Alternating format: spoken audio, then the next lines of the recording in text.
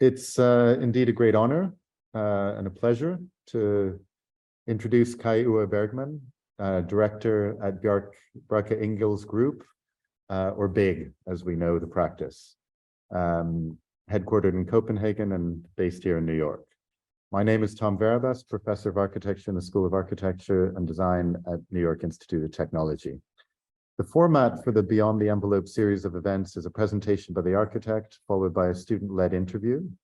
I'm pleased to introduce here online Master of Architecture final year students, Amy Goldfisher, who's on Zoom, and next to me, also on Zoom, Angie Syed, who will jointly conduct the interview with KAI-UWE Bergmann after his presentation.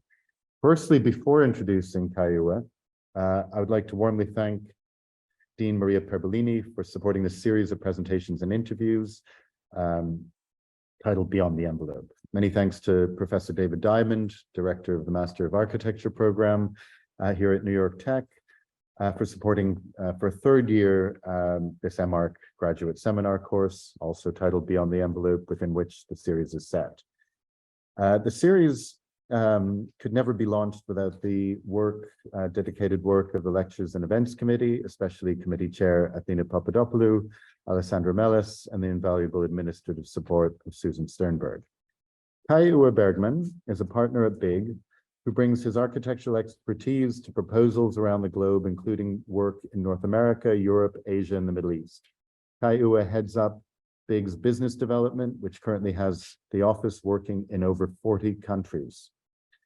He also oversees BIG's urban scale projects and supports BIG's landscape projects. KAI-UWE's most recent contribution to the resiliency plan, BIG-U, to protect 10 miles of Manhattan's coastline, first envisaged through the Rebuild by Design competition to develop proactive responses to Superstorm Sandy. It is now being constructed with a completion date of 2026. Further projects include Reimagining Brooklyn Bridge, Brooklyn Queens Park, Smithsonian Master Plan, Pittsburgh Master Plan, and Miami Beach Square. He complements his professional work through previous teaching assignments at Georgia Tech, Pratt Institute, University of Pennsylvania, IE University in Madrid, and his alma mater, the University of Virginia. KAI-UWE had formerly been on the board of Van Allen Institute, and he participates in numerous competition juries and lectures globally on the works. First lecture at New York Tech, and it's great to have you back. The project in focus in this afternoon's presentation and interview is BIG's project for the COPENHILL power plant in Copenhagen, Denmark, completed in 2019. KAI-UWE will present his view of public infrastructures for transport, industry, energy, waste, water, sewage, etc., as major investments in our public budgets, and how they always appear as gray areas on the city map.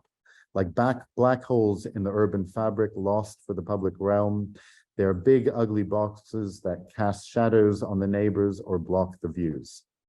What if we could harness those massive investments and imbue them with positive social side effects from the get-go rather than in retrospect? What if the massive volume of a waste-to-energy power plant could become a mountain with ski slopes in a city full of snow but without hills?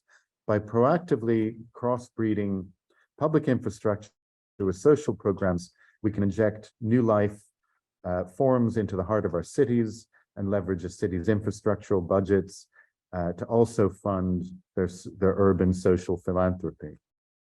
Join me, please, to warmly welcome back to New York Tech, KAI-UWE Bergmann, partner at BIG.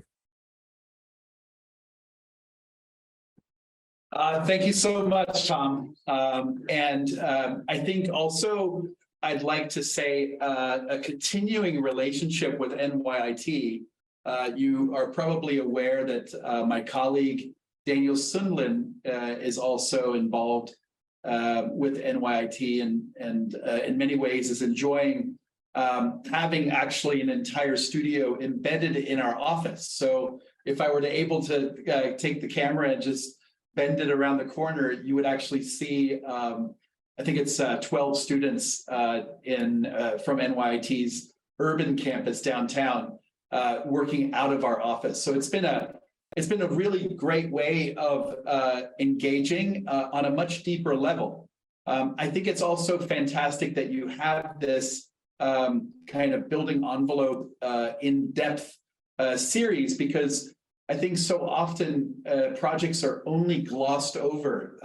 The sheer magnitude and complexity of a project and what all someone has to actually figure out is sometimes really hard to communicate in both magazines, online blogs, and sort of a survey lecture. So I really want to do a deep dive as requested, and I also look forward to the students to your questions and about how to get things like this built. So I'm going to share my screen. Please tell me if you're able to see everything.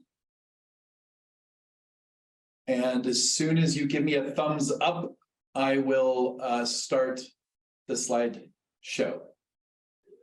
We can see it. So if you can, yeah, great, full screen. Brilliant. So it's, I think, a term that we have been designing by is one of hedonistic sustainability. And this really is at the root of thinking about infrastructure in an entirely new way, in a way that you can, I think about how a power plant, this is a system that all of us, we all need to switch on the lights. We all need to receive heat or cooling in our homes at times.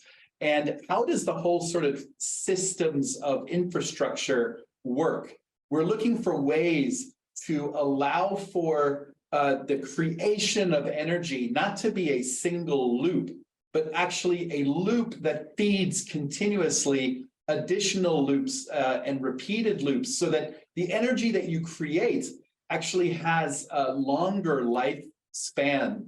And as such, think about this as a power plant that produces heat out of the burning of household trash, but we're also using and the reheat, or the heat that's created, we're reusing and pumping back into the city, as well as actual electricity. And so the way of thinking about infrastructure that typically is the realm of engineers, we're trying to bring in a social layer where people interact with those energy systems and infrastructure systems, and that they then in themselves also have a larger sustainability kind of response that also is about hedonism. How can we create sustainability that actually creates a funner life, a more enjoyable life, a higher quality of life? We feel that with hedonistic sustainability, many more people would actually be coming and enjoying. So this is a diagram we put up where you can start to see how these energy loops start to feed one another. And as I've said, a power plant is, on the edges or inside all of our cities. This is a power plant on the edge of Copenhagen. It's been a waste to energy plant that's serviced Copenhagen for 60 years. It's kind of run its life, and therefore a tender was put out, an RFP process, to find a new power plant. Now, the difference between a typical power plant tender in another part, like in America, versus one in Denmark, architects were invited to lead the process. And this is a really big decision, because there is an understanding that this waste to energy plant is in the center of the city. This is Copenhagen. 400,000 tons of waste go into this facility every year, and 550,000 citizens. So all of the citizens of inner Copenhagen receive their heat and, receive their electricity, and then 140,000 households receive their heat as well from this facility. And so it's the same as sort of a 3-kilogram household garbage bag is equal to 4 hours of electricity and 5 hours of heat. Or another way to look at it is 1 ton of trash is equal to the same to 1 2/3 barrel of oil. Now, as I said, Copenhagen was sort of inviting architects to be a part of the solution and the design of this infrastructure, because typically, power plants like a waste energy plant are designed by engineers. And they're designed for purely utilitarian purposes, and they're usually fenced off. And I'm sure you've all heard of NIMBYism, not in my backyard. Who wants to have a power plant in their backyard? So I think the way that the Danes have gone about it, by including architects, by including urbanism as a part of the process of thinking about a power plant, they have gone from just boxes with kind of smokestacks to thinking about how this building fits into the rest of the city. Now, the building itself is going to be the tallest structure built in Denmark. It's also going to be one of the most expensive at around 500 million euro. So when you're building the most expensive and the tallest building in any city, you really need to start to think about and see it in relationship to all the other things. Now, what's interesting in the selection of placing the old plant 60 years ago, they placed it in actually an area where there's a lot of recreation. There's sailboats, a marina, there's a go-kart track, there's a ski kind of cable park where people go and celebrate the waterfront. So in the middle of all of this recreation where Danes and Copenhageners go to kind of, release some steam and enjoy the outdoors, there is this 60-year-old power plant right next to you. Now, Scandinavia, as you all know, is a Nordic climate, and there's a lot of snow in the winter. Now we're going to have mountains of trash. So the idea that we came up with during the design process of the competition, why not, since it's the tallest structure in Denmark, why not graft a ski slope on top of this plant? And, remembering that Denmark is actually one of the flattest countries in Europe, so there aren't a lot of hills. And if someone would like to actually go skiing in Denmark, they drive 8 hours to the north parts of Sweden and go skiing there, or to the Alps in the south. So by, again, this hedonistic idea of sustainability, providing the fun, providing the amenity right in the downtown heart of Copenhagen, you're reducing the carbon footprint of Danes going to other areas to have this wonderful ski amenity. So it's a huge power plant, and the architect is also asked to basically to skin it, or to kind of hide the guts of the building, which you see, right here. And by thinking about the facade and the envelope, that was a very big part of this project. So we needed to create a facade system that would be one of the tallest facade systems in, again, Denmark, or within a building that has been conceived in Denmark. And so you needed to actually create the structure so that these weren't just flimsy walls that were housing the guts of the power plant. Once you actually built the structure to allow for the skin or the envelope around the power plant, you actually didn't have to go very far to then build a roof. So the roof was almost a byproduct of the envelope. And then when we had this ginormous roof, we started thinking about what could be on it. And since there are all of these athletic kind of sporting kind of amenities around the project, why not bring those onto the site? And so we came up with a breakthrough concept of taking an elevator ride up to the roof and then being able to ski down, having a black diamond, having a sort of green trail and a blue trail, seeing how all of these things could sort of start to feed one another. And then we also extended the recreation into the surrounding areas. So the concept of how do you place a power plant into the center of the city? How do you make it aesthetically and urbanistically pleasing? How do you then have this wonderful facade that then requires the structure to stay up, why not then layer on top a programming or use of that roof structure is how we came around to the design of COPENHILL. And, we then also started, of course, asking ourselves, well, does Denmark need a ski slope? And so we reached out to the public, and there is actually like a Danish Friends of Skiers or a ski federation.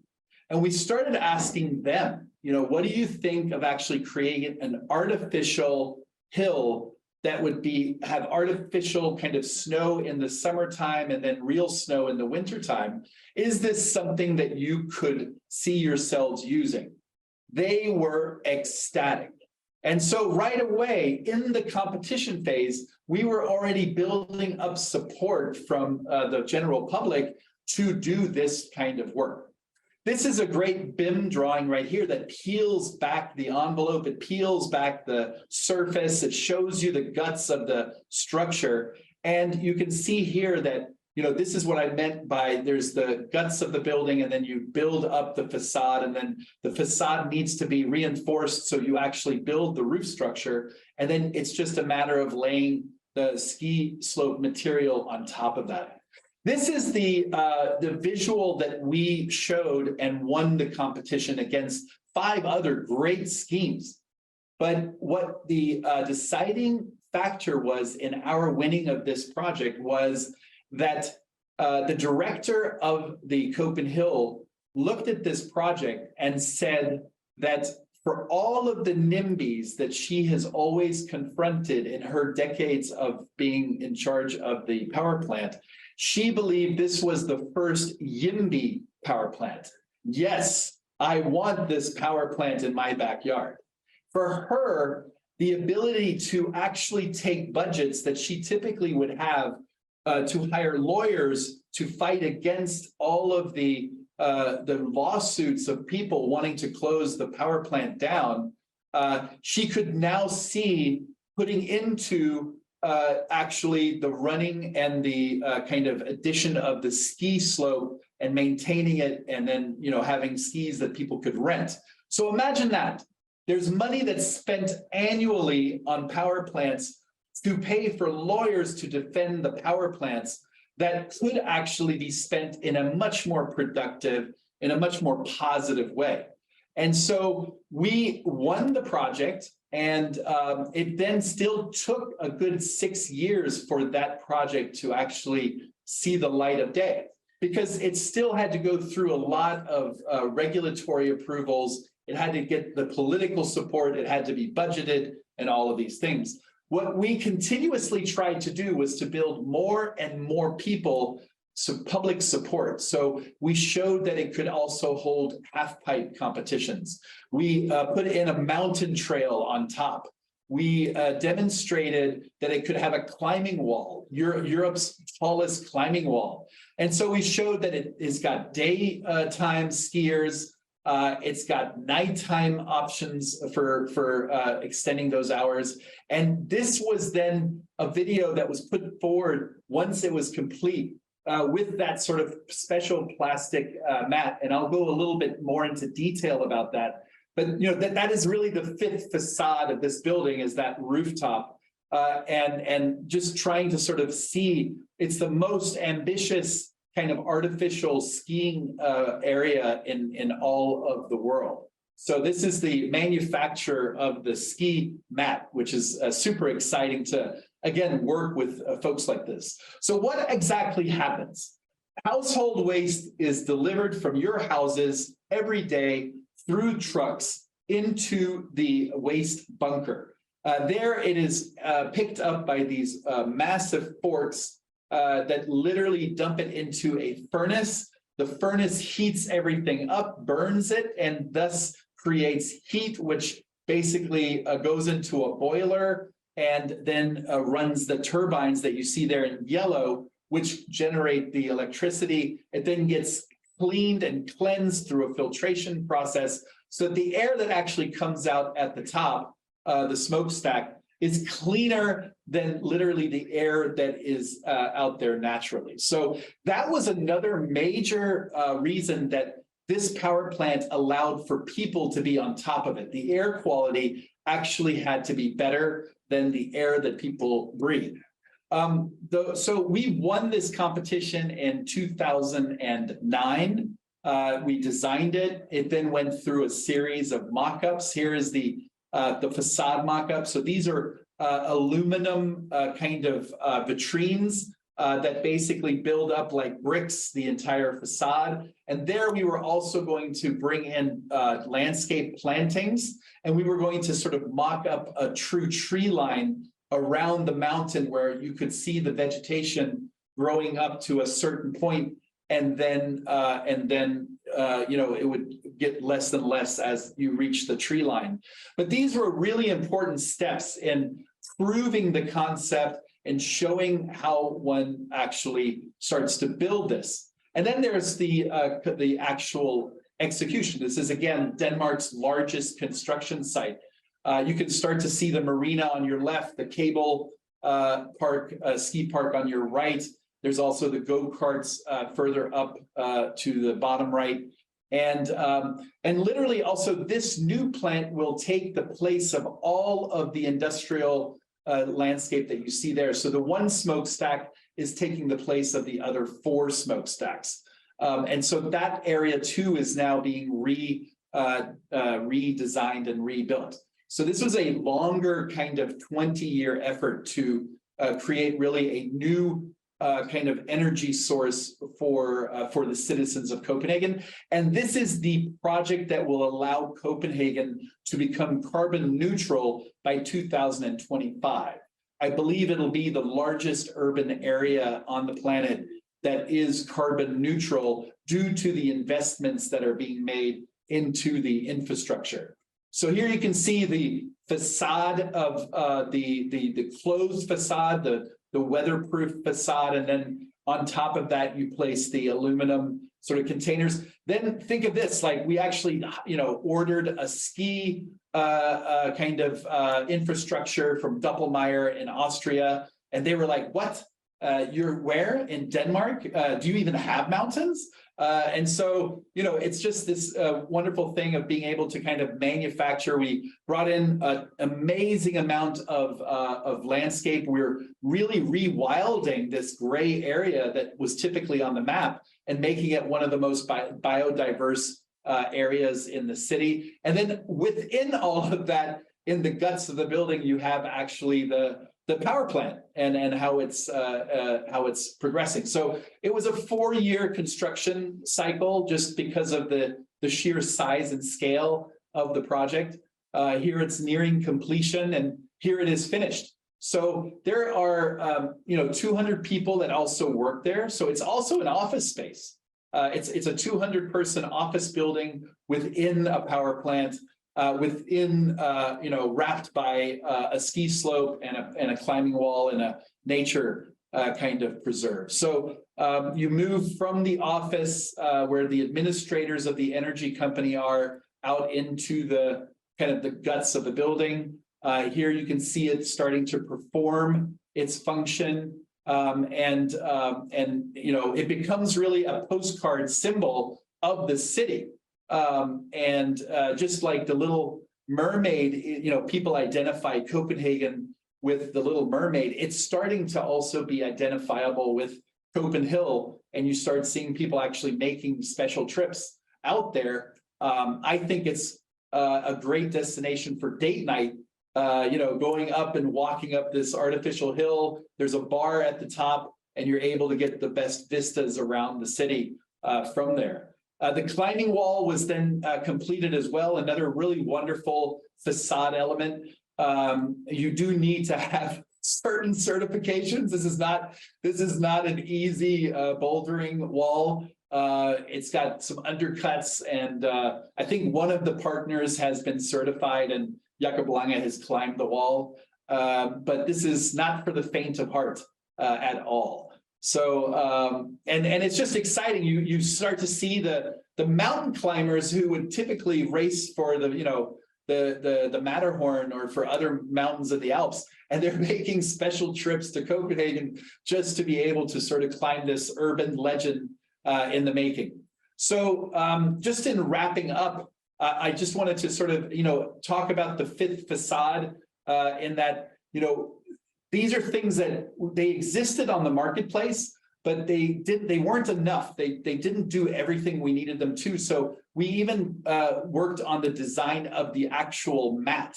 And one of the things you'll see is that they hadn't really designed in the expansion because it was such a large area. And when the sun hits it, it expands. And so you can see that we helped kind of slice in these space dividers within the mat. And it's also, we hooked and created a hooking system where you don't see the tile shape of the mat. It really looks like one continuous kind of flowing. And those are advancements that we help design within the mat. So it's also, you find something off the shelf, and then you have to sort of also design that into your project. It's not just simple sort of buy something and then install. You really have to start to think about how does that actually work? What are the new challenges because you're using it in a very unique way? And then how do you actually go about designing that? It's been thrilling to see the amount of birds and bees and, SLA were the landscape architects, a fantastic group of folks. Here you see an up close picture of what that mat looks like and then how that was like installed over time. And then it just has turned into an incredible verdant rooftop where everybody feels welcome, and all the people, and who doesn't want this as their power plant? That's the other version, a former version. And the way that Bjarke also talks about this is that he has a 4-year-old son, and for Darwin, this COPENHILL is now his definition of what a power plant should be. So he's looking forward in terms of what is the next iteration? What is the next power plant doing for my city? As opposed to the history of power plants and what they have sort of been in terms of just production machines and not necessarily sort of urban gifts to the city. So that is it in sort of all the kind of facets. And I'm happy to now hear from you guys. What are your hopes, dreams, and interests? Thank you. Thank you so much, KAI-UWE, for your in-depth presentation. It's really a thrill to be toured in such detail about the making of the project and to hear your excitement and enthusiasm about it. It certainly is a groundbreaking project. I'll introduce Amy Goldfisher and Angie Syed again, who will conduct the interview. So I'll pass the screen towards Angie, and Amy is on Zoom as well. Hi, my name is Amy Goldfisher. My partner is Angie Syed, and we'd like to thank you for your engaging and informative presentation. The story of the COPENHILL power plant's development from the competition stage to a commission to its eventual built outcome is one led by the vision and determination of its architect, BIG. We understand the budget for this project was partly crowdfunded through Kickstarter. In your presentation, you pointed towards the power of the architect as an agency capable of instigating change. The architects in this instance had acted simultaneously as an environmental activist and venture capitalist. Can you share with us how and why this alternative mode of raising capital for an architectural project was used? Was there an insufficient budget provided, and was crowdfunded used to supplement the given budget? What parts of the project were crowdfunded, and what was added to the project brief as a result of crowdfunding? Great question. And I will go back to kind of describe what was actually crowdfunded. And, Kickstarter was also getting started while we were doing this project. And we were very intrigued by how to crowdfund ideas. And so I think if you think about the kind of any kind of project, you're going to continuously hit challenges. And something that's more local here to New York is the Big U project, the resiliency project, and that's now in its 10th year. And to maintain a vision through different mayoral administrations and through different sort of funding mechanisms and through some federal funding, but then a lot of city funding. And you have to be very creative on the funding side as well as on the design side. And I think it's keeping that in mind. So when we initially designed this project at the competition scale, you can probably see the smoke rings that are puffing out of the smokestack. And what we had envisioned and really wanted was to allow the power plant to communicate to the rest of the city. Every time a ton of carbon was saved by this new facility over the former facility, we wanted to celebrate that with a smoke ring. And we would puff out that smoke ring, and then people would be able to see with their own you could say use of waste or the lack of waste, how they could either affect the smoke rings puffing out more quickly or reducing them altogether. And that, I think people only change their habits when they are informed. If you're not further informed, you're going to go back to your original habit. The only way that we're going to change people's attitude towards trash is to actually define what that means.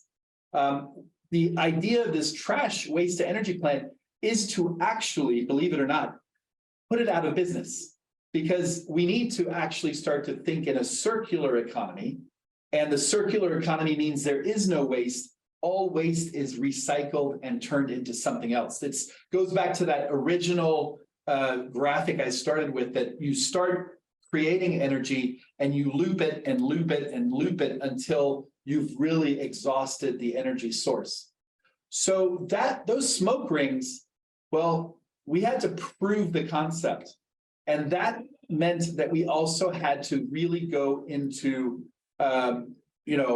showing how it could be done. And the Kickstarter campaign was, I believe, $50,000, where we wanted to fund the prototype of the smoke ring generator and prove that the technical components could actually happen. And if you will bear with me, I know that we have a lot of questions, but I do have a video that I think would also help explain, this part of the Kickstarter. So we managed to get the Kickstarter, which is incredible. So it was crowdfunded. People started getting really excited by what we presented, and that then in turn also got people excited about what the possibilities were for the project as a whole. Sadly, though, we put in the mechanism in the smokestack, but there were also VE or cuts to the budget, which did not allow them to hook up the technical component in the smokestack to actually generate the smoke rings. So that would be something that would have to happen at a later date with more funding. So we managed to prove the technical aspect of it, but we didn't manage to get enough funding to actually implement it in the construction. Hope that kind of answered a lot of those questions.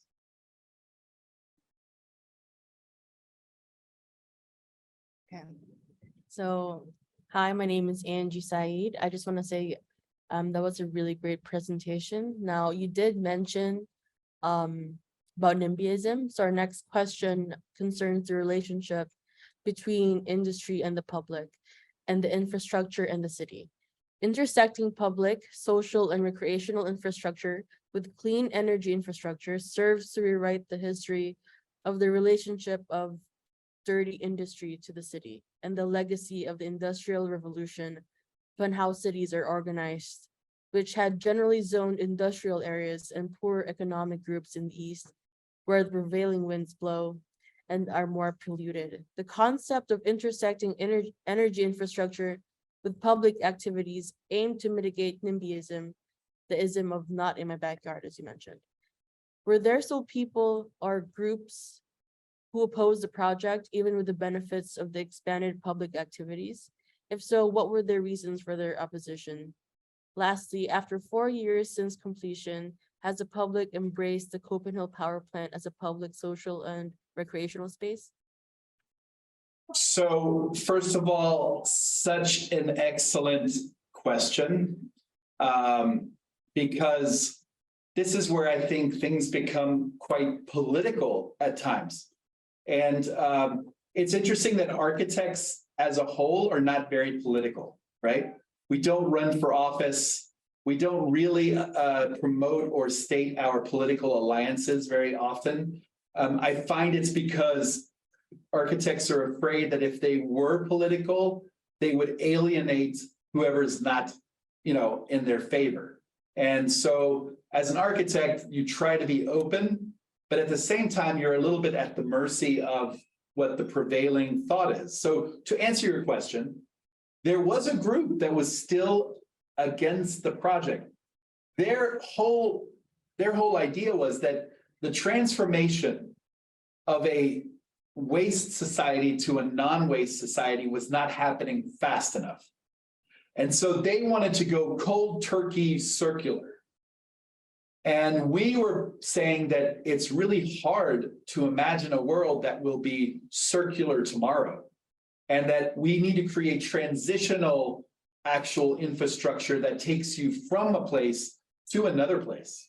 And so that's a question for you and your generation of designers is, how do we move the needle quickly enough to address climate change and climate catastrophe, right? And how do we get there?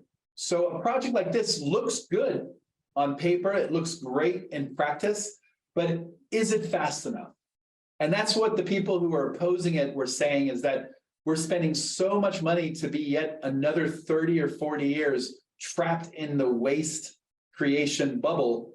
But what we're saying is, let's put this plant out of business, because, and it's not about like being wasteful about the plant could turn into a recycling plant, right? So you could suddenly go from burning waste as your best use of energy and efficient use of transition to let's recycle 80 or 90% of our waste. Our waste currently is not 80, 90% recyclable, right? So we don't yet create the products that one could just turn into something else. That's the first thing that has to happen, is that our design of the world, of the products, of the food, of the containers, of the packaging, we all need to work towards creating a circular kind of economy. But just to answer your question, so now within the 4 years, people love this plant. It actually has usage problems because people are using it much more than it was intended. So the wear and tear and the maintenance costs are higher, but that's actually a good thing. So it's very exciting to see how the Copenhageners embraced it. It has literally made people travel to Copenhagen just to see it. Greta Thunberg was on the roof of it. Mayor Bloomberg, Michael Bloomberg was on the roof of it. People are coming to Copenhagen to experience it. And I think it will have that positive change to other energy plants around the world. But we have a bigger question and responsibility, which is, how do we change our habits to becoming a no-waste society? Right. So in the COPENHILL project, BIG's ambition to create world-changing architecture applied the agency of a programmatic strategy to create strange post-natural combinations, not wholly different from Bernard Tschumy's cross-programming or OMA's paranoid serialistic method. So within this disciplinary context, can you elaborate on the programmatic strategy of mixing energy infrastructure and public recreational activities, which create a synthesis of unexpected combinations and even surrealistic effects? I would go a little bit less academic and just more of the people by saying that, you know, the BQE that we're working on right now here in New York was conceived in the 1950s and was built in that period of time and into the 60s, and really was just getting people from point A to point B, again, designed by traffic engineers, Robert Moses, and just creating a lot of infrastructure. It did a lot of other things. It forgot neighborhoods. It forgot and, you know, cut a lot of things from each other. It had profound economic byproducts, which I think, you know, at the human level, we should not be designing infrastructure without thinking people first, or even go so far as organisms first, species first, because here we've demonstrated that the birds and the bees have as much right to this area as humans, has as much right to the area as the workers. We need to create, it's complex, but that's also what we have to address. We can't make the world easier by mono zoning, single zoning a bunch of areas and say, this is where you work, this is where you live, this is where we create energy. That doesn't work. We need to create more complexity. We need to design that complexity as a positive part of life. And then we need to coexist. And I think we have much greater respect. I would assume someone would have a much greater respect for this energy plant. And, you know, school children are going to take tours of this thing, and they're going to have a much better understanding of their connectivity to this power plant than any other power plant. And, you know, where school buses are probably not welcome. That's how I see it on a kind of more social level. I think social infrastructure is what we have to talk about. Right. So ultimately, does the architecture of a city's public institution, infrastructure, and technical apparatus have the obligation to educate? Can you comment on the expanded role of architecture to inform the public and to ultimately educate its users? More broadly, what is the power of architecture to educate, and how specifically does the COPENHILL power plant educate the public on green energy?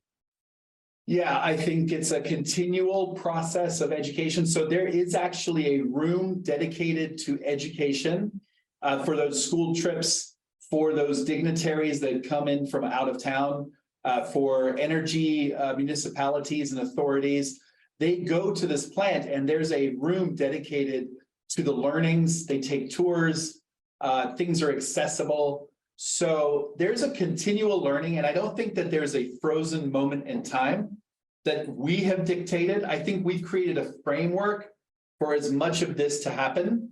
And it's really up to now the people who run this facility and for the programmers. But, you know, they now have a whole new way of interacting with the citizens. So, you know, they can have also events that bring different types of citizens to the plant, and then while they're there, they can, you know, educate through screens or through handouts, or again through tours and personal experience. But I do think that the education component was very much high on our agenda and on our thinking of how this facility, and that's also why the director stated she chose us, was that there were a lot of byproduct wins in choosing this scheme over another scheme. And but I think it's the architect themselves is not there to create the curricula or the educational kind of program. That is actually something that I think all of us contribute to, but that is driven by the people who run the plant. Thank you. The climate crisis has led to radical approaches to greening industry and infrastructure, and the relationship between architecture and its environmental impact. Processing residual household waste, this project simultaneously creates a biodiverse landscape with capacities to absorb heat, remove air particulates, and manage stormwater runoff. what is left over after waste. BIG has published the COPENHILL Power Plant project, arguing for what you call hedonistic sustainability as the concept behind the design of this building, as well as many other big buildings. Further to your presentation, can you please explain the concept of hedonistic sustainability? Does this notion imply the public enjoyment of clean infrastructure and the environmental, social, and urban sustainability of this building to enable new experiences for the public to come closer to industry? So I'm sure, Amy, you probably wrote the question before the presentation. So I do hope that I have defined what we see as hedonistic sustainability. It's, sustainability through decades now has been the act of more of a Puritan approach of reducing. So it means not taking, hot showers, but cold showers. It means not flying, but maybe walking or boating or, taking the train. It means smaller windows because you need more insulation. And that's something where you're going to have a group of people that would reduce their life enjoyment or life quality, or you'll have a group of people, but it's not going to be all people. The way to get people to change their habits is to demonstrate that there's a higher quality of life with this approach and with this kind of idea about resource allocation. And if people see that they can have bigger windows, if they can take hot showers, if they can take flights, they will very likely move towards that lifestyle than the other one. And that is just in terms of thinking about mass adoption. Now, someone would say, yeah, but how could you take hot showers because you'll need electricity? Well, we have ample amounts of electricity, and it's called the sun. So if we got this sun that just does not, it's there, and we just need to now harness and build a world where we take the energy of the sun and then are able to also pump it wherever we need it at a given time, even at night when the sun isn't there, or wind, same way. Sometimes it's windy, sometimes it's not. How can we actually balance out need and production? We feel that with a global energy grid, we could actually produce way more energy than the 10 billion people that are kind of projected to be living on the planet by 2050 would ever need. So it's not a matter of designing less energy, it's designing systems that produce more energy than we need in a renewable fashion that doesn't, require more energy to be spent to harness the energy. And then we just need to be more intelligent about how we use it. So it's really about thinking of the bigger picture and creating a more enjoyable, a more higher quality of life. And then we can move very quickly to that adoption. That is hedonistic sustainability. Awesome. So as you mentioned earlier in your presentation that the COPENHILL power plant is capable of converting 440,000 tons of waste into clean energy annually. COPENHILL delivers electricity and district heating to 140,000 homes. Applying advanced technology in waste treatment and energy production, COPENHILL is claimed to be the cleanest waste to energy power plant in the world. Now our question is, can this building be understood as a prototype for other hybrid infrastructural buildings in Denmark or anywhere else in the world? Is this kind of a radical project possible to achieve in developing countries where budget is not as, it's limited? And were there any precedents you had considered as examples of strange intersections of recreational infrastructure mixed with clean energy infrastructure? So yes, in so many ways it is a prototype, and we are actually in active conversations on a couple of energy projects elsewhere. I actually do feel that even in emerging economies, this is actually a very viable concept because oftentimes energy grids are at the very source of global funding initiatives like the World Bank or ESG funding, there are many different funding mechanisms to create transition type of kind of events like this. So I honestly feel that on a smaller scale, medium scale, large scale, this is very implementable. And the funny thing is that the waste to energy was presented in the 1970s to America as a possible energy source because energy prices went really high, and Tom might remember this. And the fossil fuel companies were trying to basically run it out of business and created a marketing campaign that said that waste to energy plants, which typically are in centers of cities as opposed to in the boondocks or in the farmlands, and as such, they presented smelly, nasty kind of energy plants within urban centers, and they defeated the purpose. Whereas Denmark truly adopted the waste to energy kind of concept because they had no place for the trash to go. And so, believe it or not, America puts everything, all waste, into landfills. And, you know, all of those landfills are actually energy source. Maybe one day it will be, you know, it will be cost effective to go to a landfill and actually make that into an energy plant because you have unlimited sources of waste. So just think of how ironic it is that, and we were called in the most, when this came out, I remember a call from the Pentagon, and it was someone that was, they were in Iraq, and they were fighting in the desert to protect oil, right? To protect fossil fuel. And the general that called, or whoever, whatever level he was, maybe a quartermaster, was basically saying, sir, you're telling me that the waste that we produce in this camp is actually fuel? And I said, yes, sir. He goes, well, we actually put our waste onto semi-trucks. We drive it through the desert and get shot at so that we can dig it under a bunch of sand.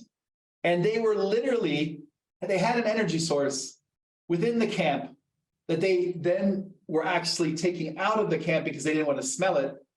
And they, in order to defend the fossil fuel energy.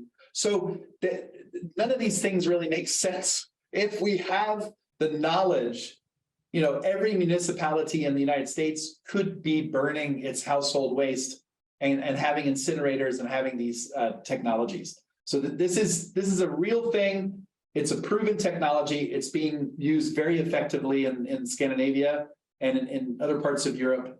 Could also happen here. Right. So in addition to my question, do you think that the concept of COPENHILL can be replicated to transform other existing power plants that also burn waste and convert to energy? In other words, do you believe other older power plants can be retrofitted to be clean and be compounded with public, social, and recreational activities? It's always going to be a big question of retrofitting and the cost thereof versus building a new. They had that exact same question in Denmark with the old plant, and they decided to build the new plant adjacent to the old plant because it was more costly to retrofit, and just because so much has changed. And you'll see that, you know, the square footage of this plant is like 1/5 of the former plant, but they produce the same amount of energy. So even a retrofitting of an old plant that's old or outdated technology doesn't mean a one-for-one transition. Things just change, and therefore other factors might come into play when deciding that. Thank you. Hey, Amy, I found the slideshow of the Kickstarter campaign. Do you want me to show it to you? Sure. All right, so this is, I'm going to stop sharing and then I'm going to reshare. And then you tell me if, again, you guys see everything. You do, right? Yes. So, you know, I told you about the smoke rings, and that, you know, we were trying to basically get this to be how one would communicate what is happening in the plant. So we actually went as far as actually designing the whole mechanism. This is, of course, in Danish, so I'm sorry about that.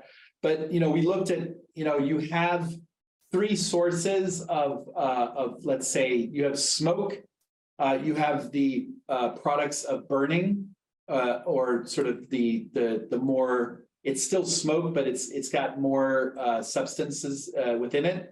And then you have steam, or the hot air that's also being produced. So we realized that, you know, within the smoke ring, there would be a lot of other gases. So we very quickly moved over to a steam ring to be that communicative tool. And then with steam, you have to then think about how to maintain, it's harder to maintain the ring.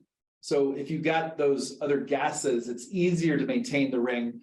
But we wanted to basically create basically like I think it's a 10-foot wide ring of steam.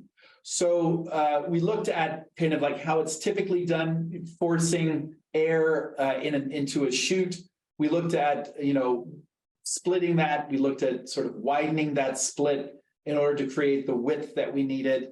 And then how or where the mechanism would have to be actually implemented within the smokestack to create that. And this is the mechanism that was designed, basically a steam ring generator. We used some folks that were really into rockets and rocket propulsion. So we started to basically design this mechanism that could then fit into the smokestack to basically create, this is the fourth test, which was.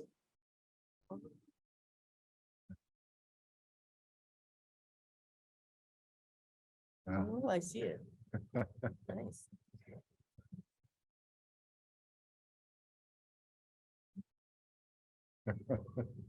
So he's very happy. That was Jakob. And we demonstrated that we had the technology, we had the capacity to basically create those smoke rings. And that here you can see where it's actually worked in. This is actually built in. It's just not turned on, believe it or not. So we put it out there, and then we demonstrated how much it would cost and so forth. So that was the Kickstarter campaign. That was great, thank you.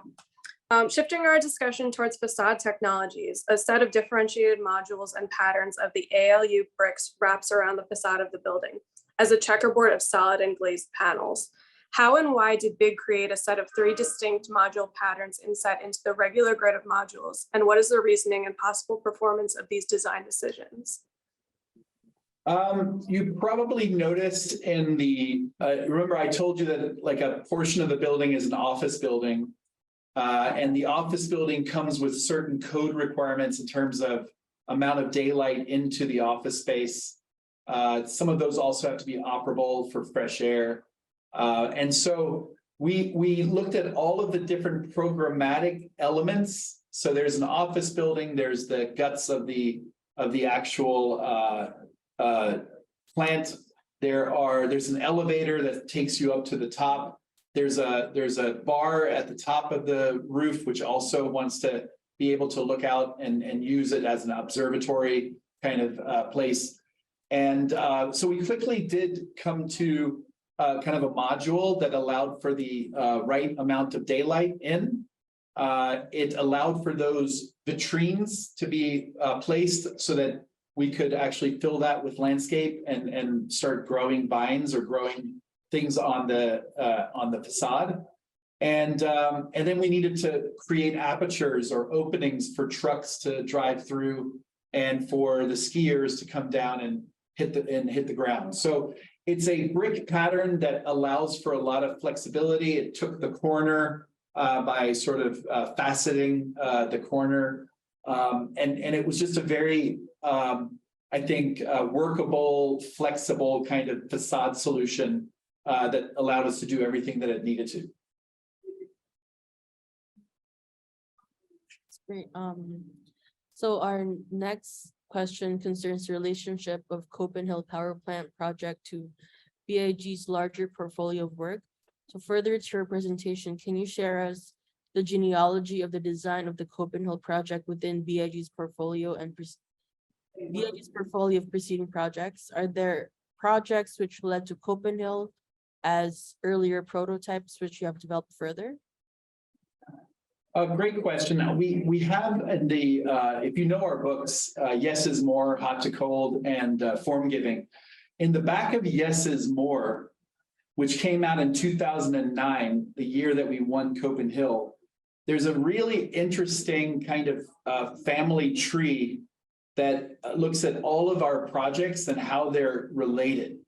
I think it's if I'm right, it's called like pragmatic utopia or something, and it's evolution, pragmatic evolution. It looks at how our projects do inform or are built upon the ideas of multiple projects, that everything is a bit of an evolutionary kind of process. I would not specifically say that there is any one project that would be a precursor to COPENHILL. Certainly there are aspects like, you know, the mountain is a project that predates the COPENHILL, and it too has a fifth facade, which is, you know, this beautiful landscaped kind of roof structure. It's residential. Therefore, all of the roof landscapes are individual gardens for the units.